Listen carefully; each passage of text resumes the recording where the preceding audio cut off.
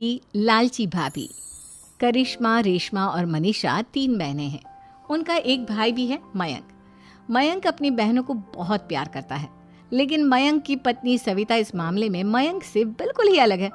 वो अपनी ननदों का जितना बुरा कर सकती है उतना बुरा करती ही रहती है और अपनी ननदों पर हुक्म भी चलाती है। करिश्मा, करिश्मा, तुमने अभी तक नाश्ता नहीं बनाया? तुम्हारे भैया को ऑफिस जाने में देर हो रही है। हाँ भाभी, बस अभी बनाती हूँ। करिश्मा, तुम ये ढीलापन छोड़ दो। कल को पराये घर जाना है।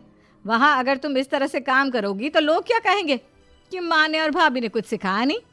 और तुम्हारी दोनों बहनें कहाँ हैं? रेशमा मार्केट गई है और मनीषा सो रही है। क्या? सुबह के 8 बज रहे हैं और ये महारानी अभी भी सो रही है? ये कहते हुए सविता अपनी सास दुर्गा देवी के पास जाती है। माँ जी, देख रही हो अपनी बेटियों के तौर तरीके? क्या हुआ बहू, सुबह सुबह क्या कर दिया मेरी बेटियों ने? अरे एक तो अभी अभी उठकर किचन में गई है, दूसरी सुबह सुबह बाहर चली गई और तीसरी अभी तक सो रही है। क्या करूं मैं इन तीनों का, मैं तो परेशान हो गई हूँ। जा जाकर उठा उसे और रेशमा से मैं बात करती हूँ।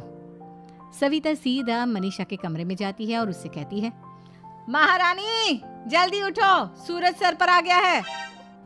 भाभी थोड़ी देर और सोने दो ना, मैं रात को लेट सोई थी। वो क्या ना, यूनिट टेस्ट चल रहे हैं। शराफत से उठती है या नहीं, या फिर पानी की भरी बाल्टी डालूं तेरे ऊपर? नहीं भाभी, मुझे बिस्तर में नहीं लाना, उठती हूँ मैं। मनीषा जल्दी से उठकर बाथरूम में चली जाती है। सभी आराम से बैठकर नाश्ता कर रहे होते कि तभी रेशमा बाजार से हाथ में सामान लिए आ जाती है।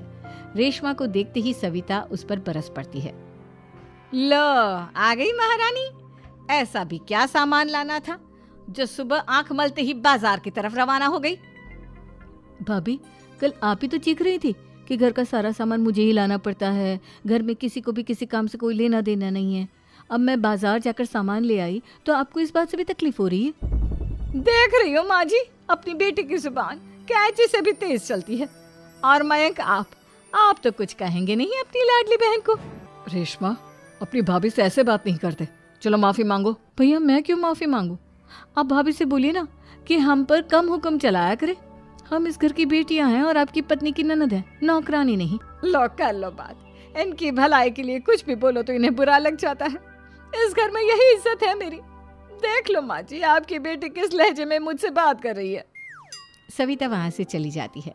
मयंक को बहुत गुस्सा आता है, वो भी वहां से चला जाता है।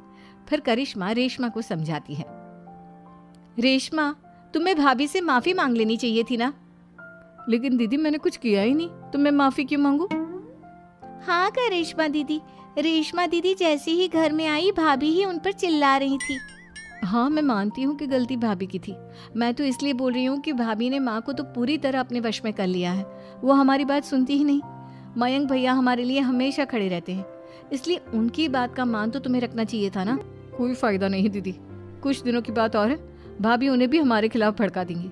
फिर वो भी माँ की तरह हमारी किसी बात का विश्वास नहीं करेंगे। इसी तरह सविता अपनी तीनों ननदों को किसी न किसी बात पर परेशान करती रहती थी। एक दिन मयंक अपनी तीनों बहनों के लिए गिफ्ट लाया। करिश्मा, ये तुम्हारे लिए हार का सेट। रेशमा, तुम्हारे लिए सुंदर सी ड्रेस।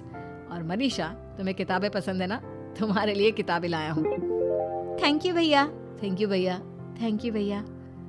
करिश्मा, तुम्हारा नेकलेस कितना सुंदर है। ये भैया कहाँ से ले आए होंगे? मैंने भैया को 3 दिन पहले फोन पर ये डिजाइन दिखाया था और आज भैया ये ले आए। सविता तो अपनी ननदों के गिफ्ट्स देखकर जल गई और करिश्मा का नेकलेस तो उसे भी बहुत पसंद आया था। अपनी बहनों के लिए कितना अच्छा नेकलेस लेकर आए हैं, मुझे कभी कोई गिफ्ट नहीं दिया। मैं आज ही ये हार चुरा लूंगी। रात में सविता करिश्मा का हार चुरा लेती है और इसी तरह उसे अपनी ननदों की जो भी चीज़ अच्छी लगती वो उसे मांगती नहीं, बल्कि रात के अंधेरे में चुरा लेती। इसी तरह दिन बीतते गए और सविता ने मयंक के दिल में भी उसकी बहनों के लिए नफरत पैदा कर दी। एक दिन